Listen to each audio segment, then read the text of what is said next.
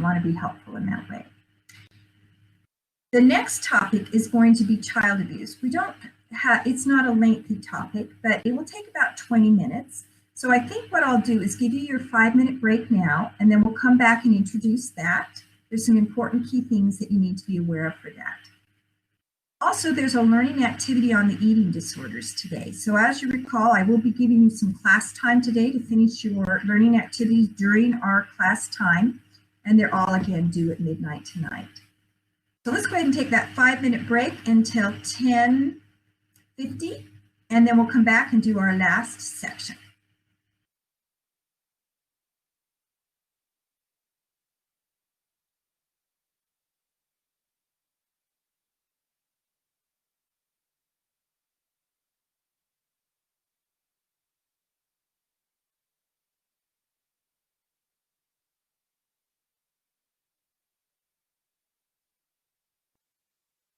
Okay, so welcome back. Just a reminder that this unit is going to be on exam 8 along with substance abuse. So when you're reviewing lectures, you're going to have to remember that. So child abuse is something all of you have had some information about before in lifespan. And many of you will have had some information about this in your prerequisite courses. So we're going to take it from a very pragmatic point of view. What do we as nurses need to know about child abuse, and what is our responsibility when child abuse exists? So again, as you're looking for your study tips, one of the things that's going to be important is for you to be able to distinguish between the symptoms of physical abuse, emotional abuse or neglect, physical neglect, and sexual abuse. We're not going to spend a lot of time talking about those symptoms right now. But in your PowerPoint, I have given you PowerPoints that you can review to make sure that you remember the different symptoms between these. They're pretty straightforward and quite obvious, but it is important that as nurses we recognize what to assess for and what kind of abuse it represents. We're going to spend more time talking about in the next 20 minutes what our prevention and reporting considerations are. And resiliency training. What can we do to help children and families who have experienced abuse? Okay, so etiology of child abuse. The real take-home message with this is child abuse can happen in any setting. With any family, in daycare centers, in schools, in correctional settings. And within society that allows children to live in poverty or be denied the basic necessities of life, or in times of war, we're going to see more problems with abuse. Anyone can be an abuser or neglect a child under certain circumstances, such as stress due to illness, marital problems, financial difficulties, or parent-child conflicts. So we need to have our minds open to the possibility that child abuse could exist, and that it is something that's on our radar screen when we're assessing the pediatric child as a possibility of something that could exist. Characteristics of a potentially abusive parent. There are some things to watch for when we're interacting with people, some things that alert us to the fact that there might be problems in the home, or that this person's at risk for turning to abusive behaviors. If a person denies pregnancy, or who has made no plans for the birth of the child or refuses to talk about the pregnancy, that's not a normal experience and is concerning. What's going on? Why are they not making plans for the child? And so that's a concerning discovery.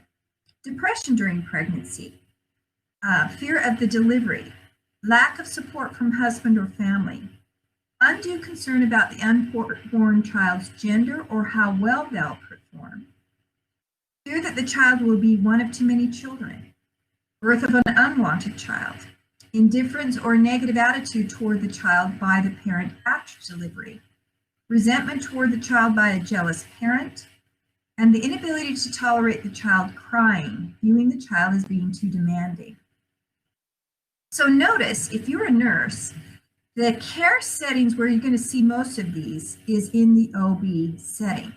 So if you're working in OB with expectant parents, we're actively looking for these kinds of patterns. And if we see them, we'll want to intervene. We'll want to get social workers involved to try to get support systems into the home, to talk to the parents up front about what their concerns are, to educate them about what realistic expectations are for children. And sometimes we don't see this last one, inability to tolerate a child crying or viewing them as too demanding. Remember, infants and small children, they don't have a sense of trying to be demanding on somebody. They're crying if they have an unmet need. And if they're sick, colicky, or, they're just really tiny, so they're awake every couple of hours wanting food. If parents misunderstand normal developmental things as somehow being too demanding, then they can justify in their mind neglecting or mistreating the child. So knowing appropriate growth and developmental things is very important for parents so that they can have realistic expectations. And if they do feel overwhelmed, we can try to get them support or give them ideas of how to handle things in their home so that they can feel they can do things in a constructive manner when they're feeling frustrated. Characteristics of the abused child. Usually it's very young children under the age of 6, children with physical or mental handicap. They can often require more time and can sometimes be more frustrating, and that can sometimes set them up to be abused. Emotionally disturbed children, especially if they have unregulated temperaments, that can be very challenging. Temperamental children, hyperactive children, adopted children, and children with congenital anomalies or chronic illnesses. So what you can see is that with many of these, the child, because of something about them, requires more time from the parents. And that can create more tension in the home and make it more difficult. Adopted children are potentially at a higher risk, not always. Often they're adopted into very loving homes. We have a lot of adopted children in our family. Matter of fact, my parents have equal number of adopted grandchildren and children that are were born into the family. So it can be a great experiences for family and very enriching for families. But sometimes in an adopted situation, the reality of being the parent and the ability to bond to the child aren't the dreamed of situation. And sometimes that can lead to stresses in the home that could lead to some abuse.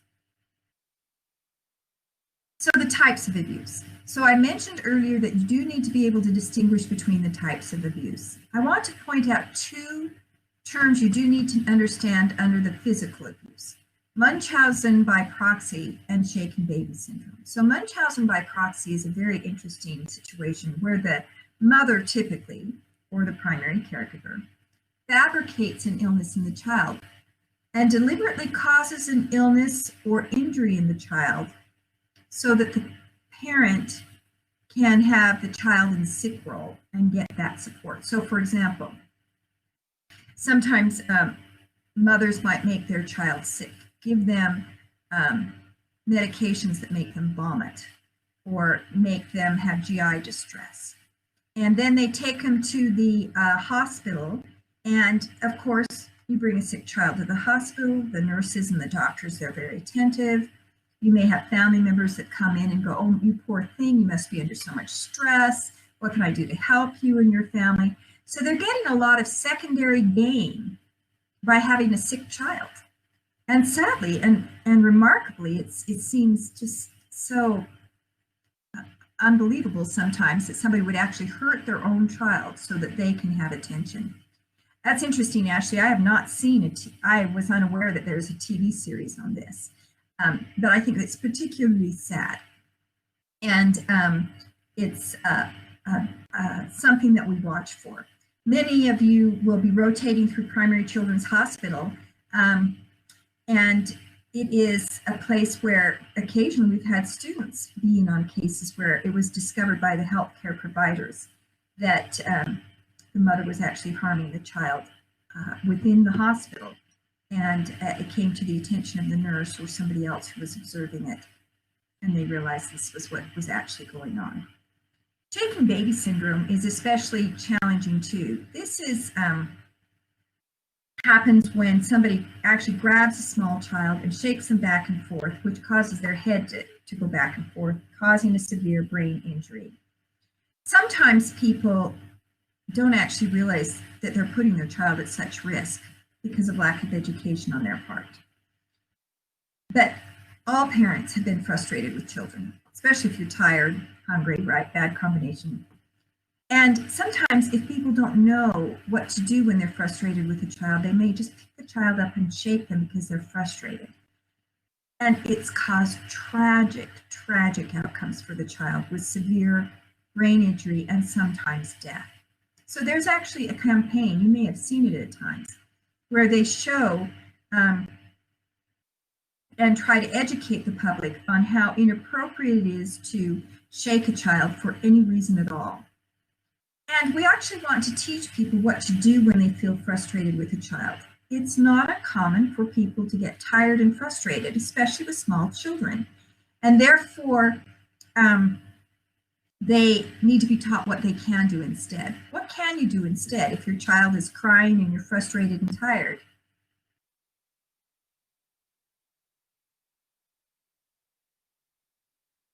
I appreciate your comment, Jessica. It's true.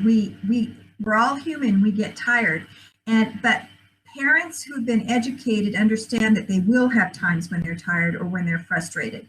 And so, what do parents do, and what should we be teaching parents to do when they're tired and frustrated and feeling like they might not be in control?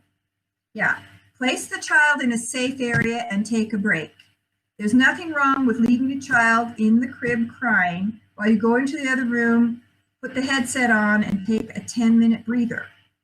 As long as the child is safe and you give yourself some space, and then pull in your resources. I love that you're bringing up Grandma, Stephanie, because that is really true. All parents need somebody to take a turn. Sometimes parents can do that for each other. Sometimes it's a neighbor or a friend. Sometimes it's a grandparent. But we all need a break. Children we love them, we care about them, but they're with us 24/7. I love those commercials that are for cold medicine where you see the person who's obviously very sick calling in and saying, you know, I'm so sick I can't come in today. And then it focuses into the toddler in the crib. It's like you can't call in sick to the toddler.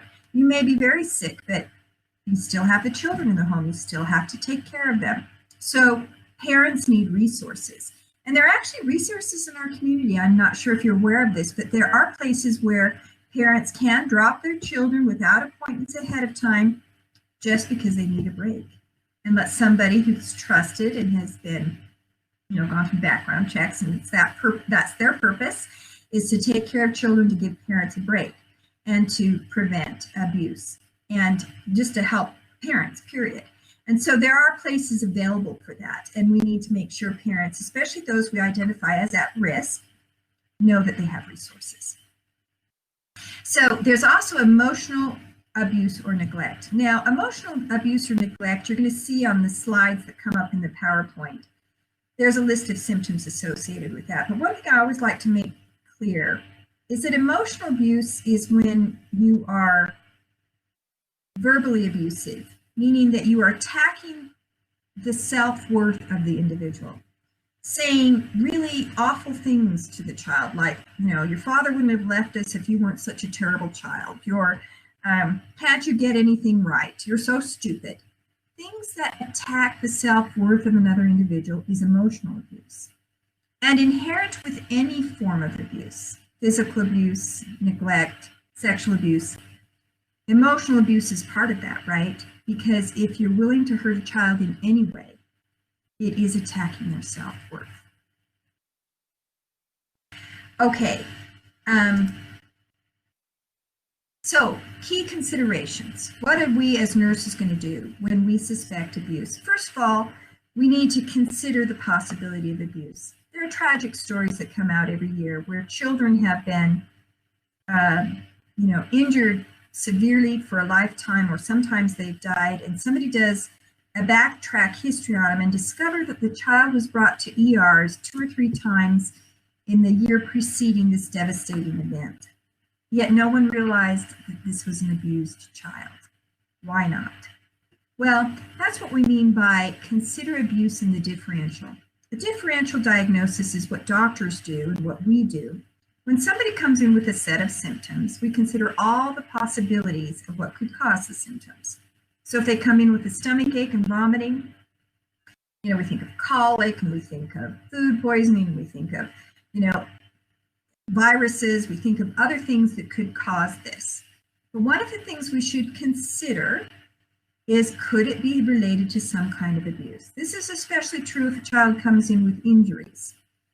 It could truly be that they fell off the bike. It could truly be that they, fell out of the tree, whatever the case or the story may be. But in the back of our minds, we need to consider the possibility that it could be abuse. That doesn't mean we want to go around accusing people of abuse or always suspecting abuse when it doesn't exist. But we need to allow that possibility in our mind so we don't miss it.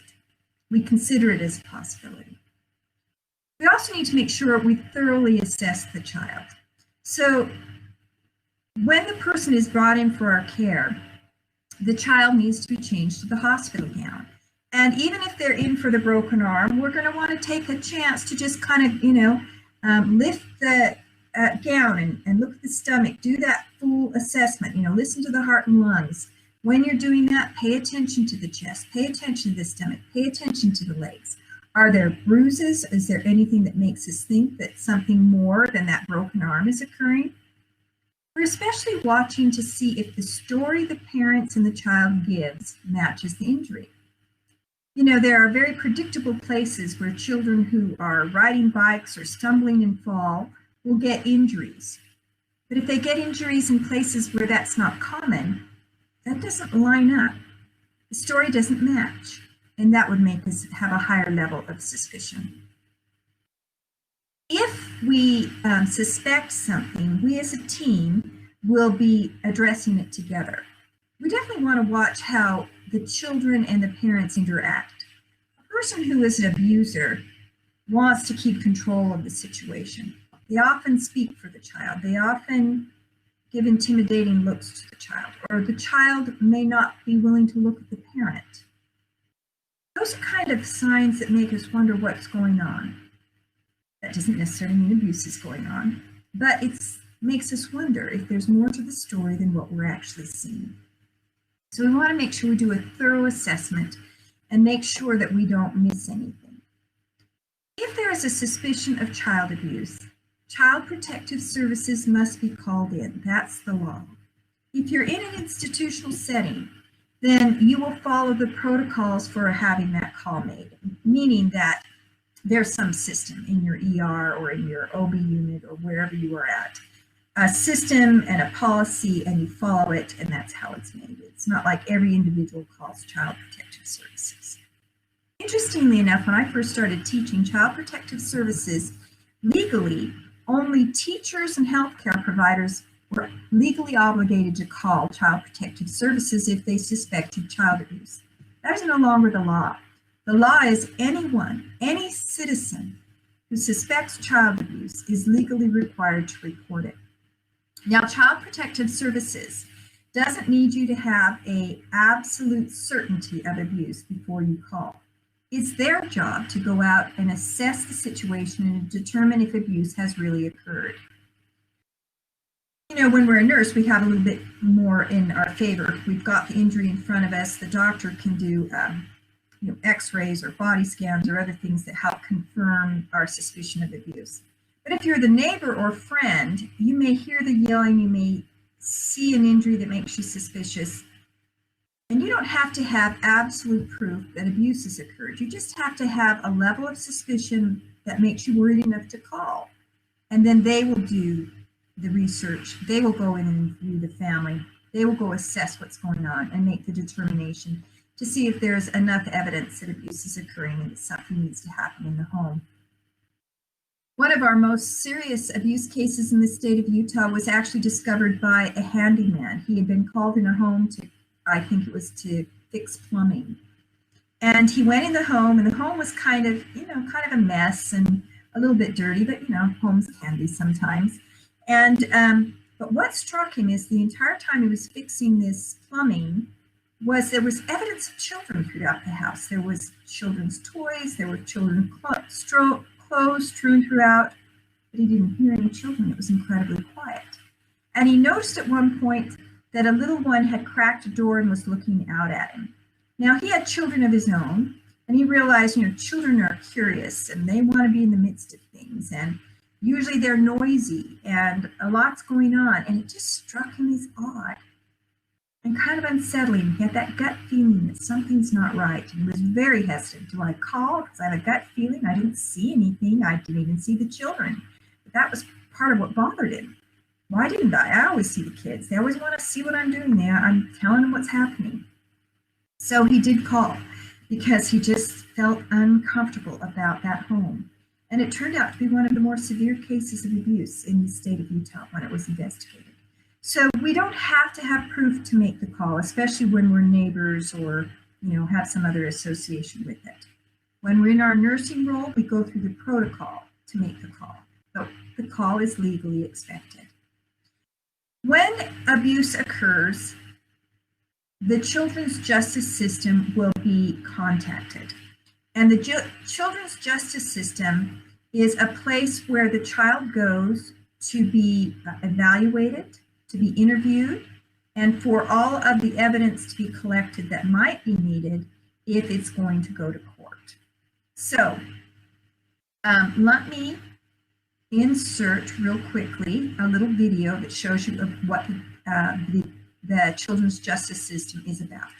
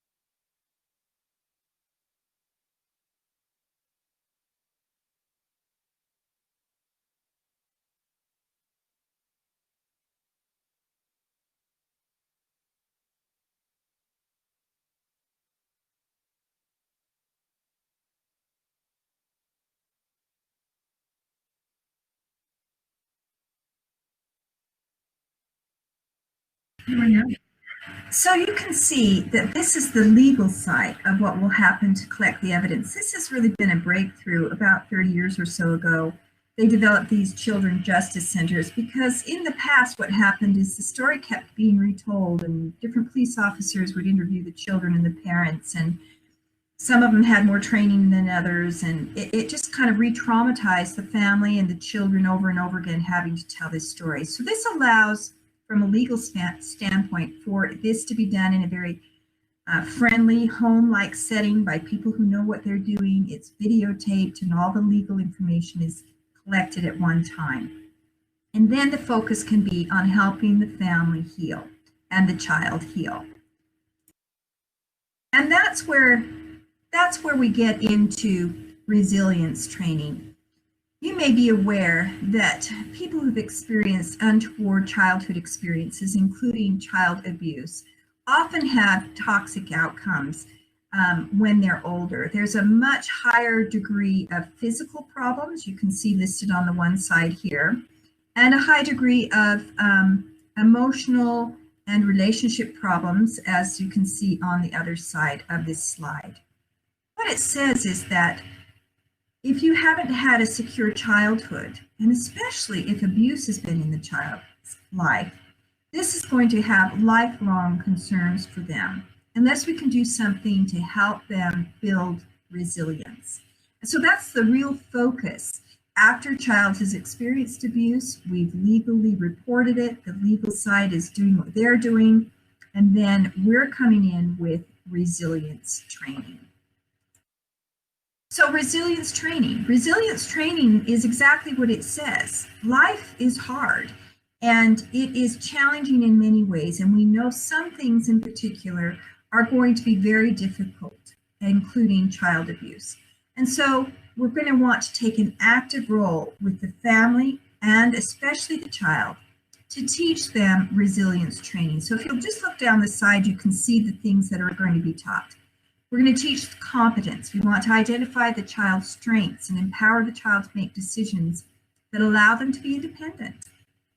We want to instill confidence, recognize good job, increase responsibility as the child can handle it, so that they learn to trust themselves. They learn that they can have confidence and competence in their own abilities. We want to foster connections and close relationships. This can be a challenge sometimes. Think about it. If the trusted person in your life was the abuser, that's really going to interfere with your ability to trust people in the future and develop security. So creating environments where trusting relationships that really can be trusting and safe can be built, and this person can learn that there are people that can be trusted and that they can have close, secure relationships with other people. Character, embrace morals and values and show the child how to demonstrate a caring attitude. You're aware, I'm sure, that sometimes people who have been abused grow up to be the abuser. And that's for a lot of different reasons. But one is that they haven't learned that compassion for other people. They were not treated with compassion, and no one taught them how to be compassionate towards other people. So that's something that's very important. Contributions. Help the child find ways to contribute and value helping other people. Again, that is a great healer, is to be able to reach out beyond yourself. See yourself as an asset to people around you, to your community, to your family, to all of these things work together to help a person to be more resilient. Coping, teaching the child how to deal with stress and modeling positive coping skills. And control, help the child understand they can't control everything, they can't change what happened, but they can see choices have consequences, and they can make better choices for themselves. So this is the key concepts behind resilience training. And we say it very quickly here at the end of the lecture, but you can see that this is really an important focus for people to be able to learn and grow from these challenging experiences. And oftentimes people are truly amazing. People are resilient, children are resilient, and especially if this is fostered and they're helped with this, they grow into an amazing people who have such insight and understanding and compassion and ability to really be a great influence for good in their lives, and to be able to handle their own lives and circumstances better than what was mentored for them. It is important that people who came from backgrounds where abuse happened to be taught appropriate ways to parent when they become a parent, because they may have good intentions. I would never hurt my child the way my parent hurt me. They absolutely believe that. They really want that. But then when they're up in the middle of the night and frustrated and tired and the child's screaming, if nothing else has been mentored, if no one has told them it's okay to leave the child in a safe place and take a mental break, they may fall into the patterns that were mentored for them because they don't know anything different.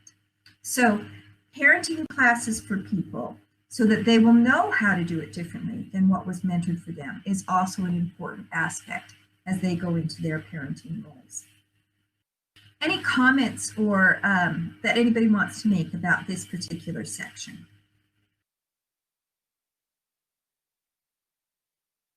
Okay, always kind of a hard thing, right? It's always hard, these topics, but as nurses, we have the ability to make an influence for good and the ability to make a difference in people's lives. And I think that's very empowering when we're dealing with such things that are so difficult like this is. I want you to notice, I'm not going to take the class time to go over this because you've all seen this someplace else. But I want you to notice on the next slides that, well, here's a hotline, but on the next slides that I've classified the various kinds of child abuse and what the signs and symptoms look like and what behaviors you'll see and characteristics of the caregiver.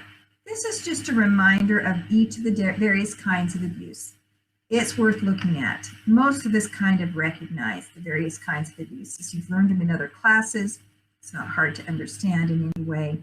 But I have included those. So if you desire to review them, to make sure you've got it down before the test, you're welcome to do that.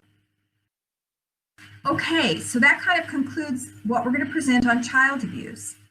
And then next week, we're going to talk about substance abuse. And those two concepts will be on the last unit exam, exam 8. Does anybody have any clarifications or questions for me about today's class? Okay, so you have 2 learning activities today, one on conduct disorder and the other on eating disorders. They are open now in your modules. And again, you have until midnight tonight to complete them, but I do like to give you class time to work on your learning activities. So I'll give that time to you now. And have a great week, and I hope that you guys get to do something fun for the 24th of July. If nothing else, at least a little bit of a break from school. So have a great weekend.